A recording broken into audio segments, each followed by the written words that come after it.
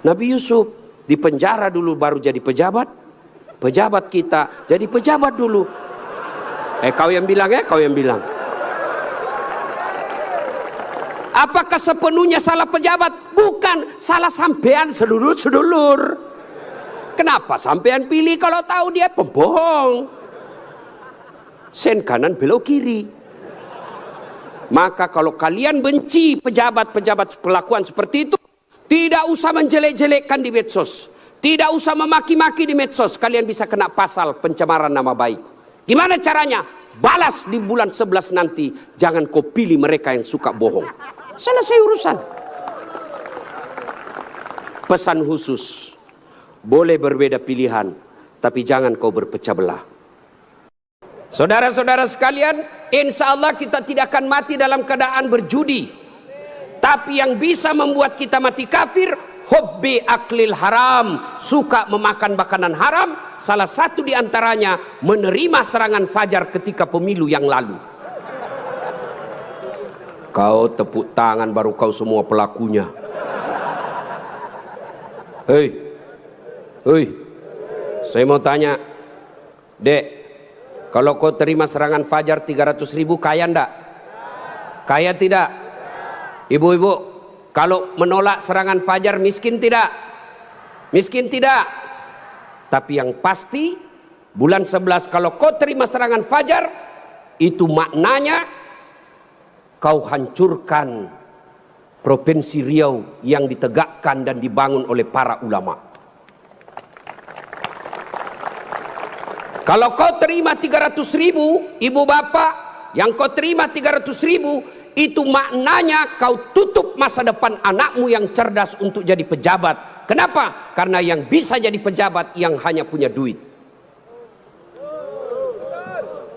Mampu menolak serangan fajar? Mampu?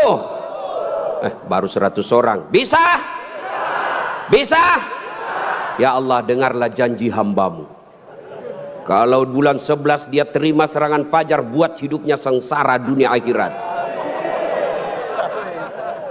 Bos, anak muda, kalau korupsi 70 miliar masuk neraka, rasa-rasanya di dunia dia nikmati. 75 miliar bisa nikmati keliling-keliling dunia. Tapi kalau 300.000 masuk neraka, itu namanya beleng-beleng. Wa qala idzan bismillahirrahmanirrahim. Innallaha wa malaikatahu yusalluna 'alan nabi. Ya ayyuhalladzina amanu sallu 'alaihi wa sallimu taslima. Sesungguhnya Allah dan para malaikatnya berselawat kepada Rasulullah Muhammad sallallahu alaihi wasallam. Maka wahai orang-orang yang beriman, bersalawatlah kalian kepada Rasulullah dengan sebaik-baik salawat. Sadaqallahul azim, maha benar Allah dengan segala firman-Nya.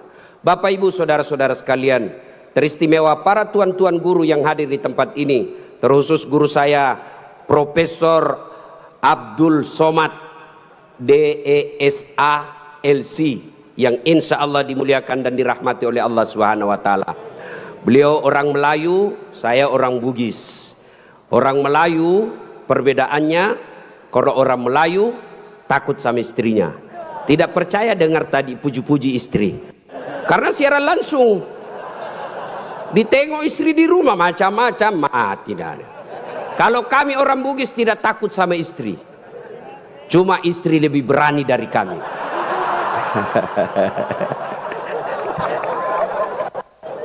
Kita serius dulu, ini kumpul keluarga. Ya, suatu kali Umar bin Khattab bertanya kepada sahabatnya yang masih muda, tapi dia ahli ilmu hikmah, namanya Ubay bin Ka'ab. Umar bertanya, Ubay, apa sih makna daripada takwa?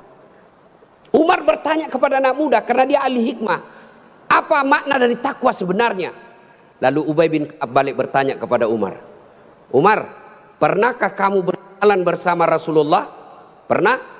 Melewati jalan-jalan yang tebing? Iya.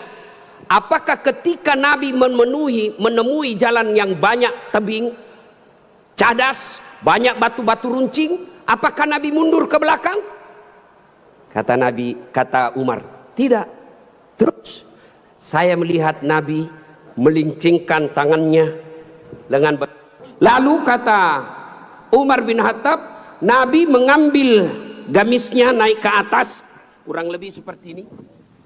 Lalu kemudian Nabi berjalan dengan berhati-hati. Jalan lagi. Lalu kata Ubay bin Ka'ab, itulah takwa, kehati-hatian. Apa hubungannya? Satu, kalau kau mau punya rumah tangga yang baik, adik-adik sekalian, hati-hati milih calon istri. Jangan kau pilih karena dia cantik, karena kau akan menderita bayar ongkos kecantikannya.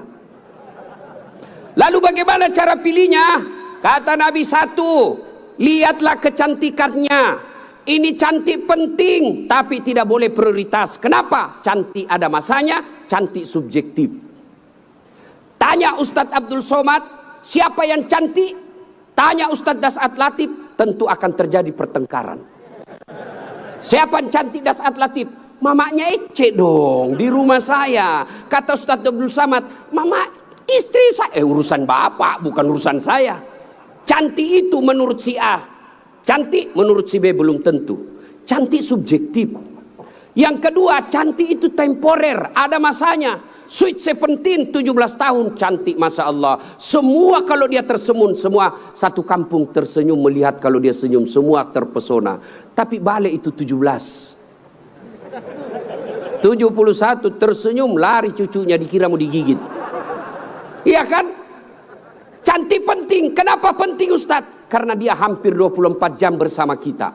Baru bangun, ada lagi. Mau makan, dia lagi depan kita. Pulang kantor dakwah, ada lagi sih dia. Keluar kamar mandi, aduh dia lagi. Jadi kalau jelek casingnya, biasanya kita cepat ganti casing. Cantik penting, tapi tidak boleh prioritas. Karena kalau cantik, kau akan kecewa suatu saat. Yang kedua kata Nabi, lihat keturunannya. Keturunan penting tapi tidak boleh prioritas. Kenapa? Ada orang bapaknya Nabi, ternyata anaknya pengkhianat, Nabi Nuh. Ada orang bapaknya penyembah berhala tapi anaknya jadi Nabi, Ibrahim alaihissalam. Penting kau lihat keturunan tapi tidak boleh prioritas. Kenapa? Karena itu hidayah datang dari Allah.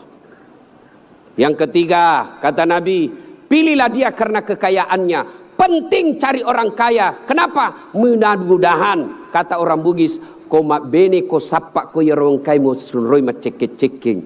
Artinya kalau kau beristri, kau lihatlah mana yang bisa kau nyangkut kalau kau jatuh.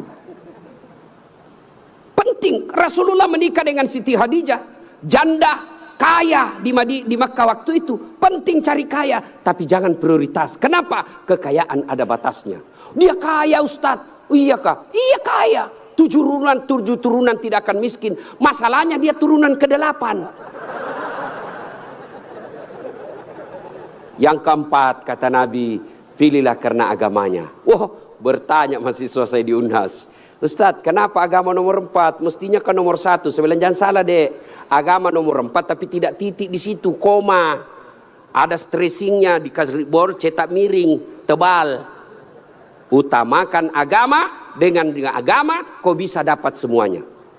Mencari perempuan cantik, kaya, keturunan baik-baik, baik agamanya, 100 orang belum tentu ada 1. Kalau Ustadz Abdul Somad tahu di Pekanbaru ada seperti itu, tunjukkan saya. Saya juga masih mau.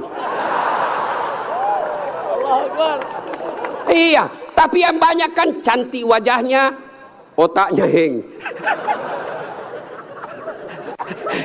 Kaya lagi, mukanya kayak kesurupan. Maka mendapati sempurna tidak mungkin. Tapi makanya Nabi katakan, utamakan agamanya. Adik-adik sekalian, kalau kau melihat perempuan, lihatlah agamanya. Cewek-cewek yang hadir di tempat ini, bapak-bapak yang punya anak gadis, lihatlah agamanya. Gimana cara lihat agamanya? Gampang, paling gampang. 1, lihat dia rajin tidak berjamaah ke masjid. Kalau dia rajin berjamaah ke masjid, lihat dulu masanya kapan. Kalau dekat pencoblosan, hati-hati, bisa jadi itu pencitraan.